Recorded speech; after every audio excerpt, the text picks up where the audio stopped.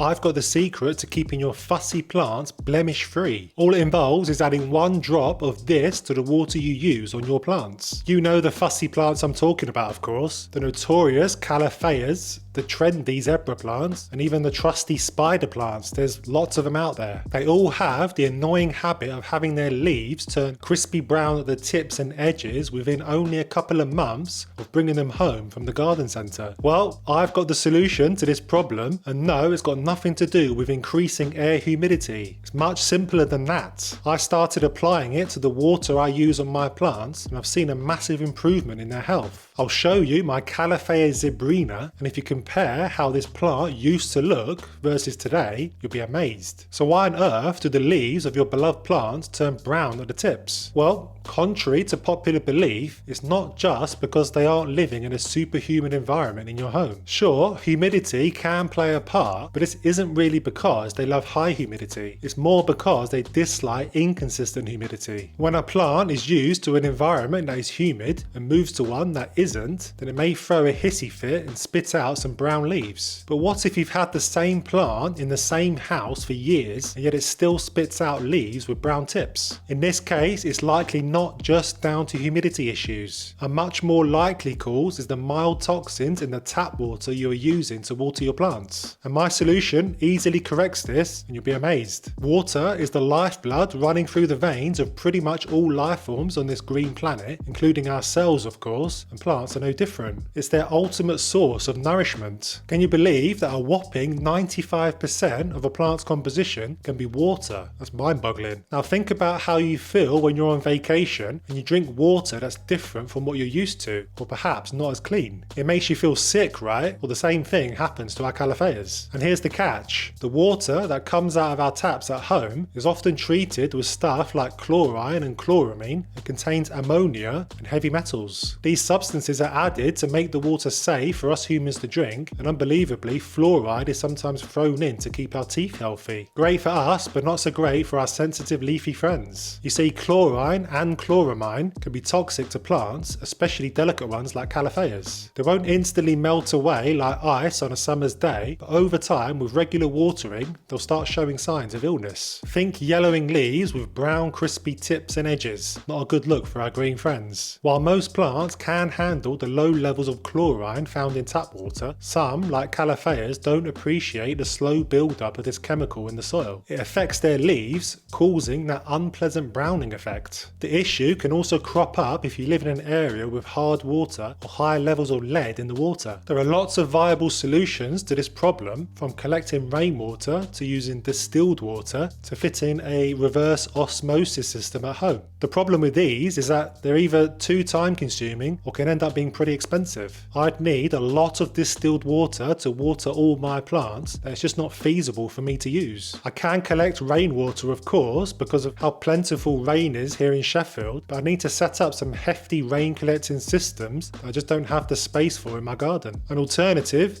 a much easier solution, is water conditioner. This is the magic potion I've been applying to my tap water for a few months now, and I've seen a massive reduction of browning edges on my plants. Our aquarium friends will know all about water conditioner because it's what they use to make tap water safe for their fish. What's good enough for fish is certainly good enough for our plants. Now, I'm no aquarium expert, but you can't just fill a tank with untreated tap water and plonk some fish in there. They're not going to be happy. You need to treat the water to rid it of nasties like chlorine, heavy metals, and other mild toxins. The same stuff that is plaguing our fish in tap water is also plaguing our plants, so using water conditioner will make it safe for sensitive plants. It makes perfect sense, and over time this can make a big difference. So I've been using it on my plants for about 8 months now, and the results have been fantastic. Take my Calophyia zebrina for example. Long-time viewers of the channel will know all about my battle with this plant. It's my kryptonite. I'm sure you've probably struggled with this plant yourself. It's got to be one of the fussiest plants known to man. I've tried rehabbing it more times than I care to remember, but every time the brown tips come back stronger than before. After the 10th time of doing this, I was just about ready to throw in the towel and the plant in the the trash until a viewer on the channel told me about water conditioner. Now, like so many of us, I just assumed that my problem was down to humidity, but I did a little bit of research, became convinced, and thought I'd give this plant one last shot with this stuff and see how it gets on. Well, the results have been superb, and I thank all the viewers on the channel that have recommended this stuff to me. It's transformed this plant from an ugly duckling to a beautiful swan. Just take a look at the leaves and compare them to how they used to look. They're pretty much blemish free, which has never happened to me before with this plant. No browning at the tips and no crispiness around the edges. Just healthy foliage that is making its father proud. Another plant that I've been not so slowly losing my hair over the last year or so is the green orange plant. I fell in love with this plant in my online plant shopping video because of the stunning orange stems contrasting with the green leaves. And when it arrived, I wasn't disappointed. It's gorgeous. The problem is though that it started to deteriorate within only a couple of weeks of living in my home. The leaves were turning black and I really wasn't sure why. At first I thought it was due to too much sun, so I brought it back from the window and sat it on my fireplace mantle in my dining room. Thankfully it did show signs of improvement with new leaves coming out blemish free, but this didn't last long though, with the black leaves starting up again after a couple of months. Just like with the Calafea zebrina, I was ready to throw in the towel, but since using water conditioner on this plant, it's been looking so much healthier for months. I'm convinced this stuff is magic potion straight out of Snape's inventory at Hogwarts. There's tons of water conditioners out there for you to try, but the one I've been using is API Stress Coat. This video isn't sponsored by API or anything, just happy to spread the word because of the success I've been seeing in my collection. I chose Stress Coat rather than water conditioner because it seemed to fit the needs of my plants a bit better. Water conditioner can impact the pH of the water, whereas Stress Coat doesn't, so I opted for that one.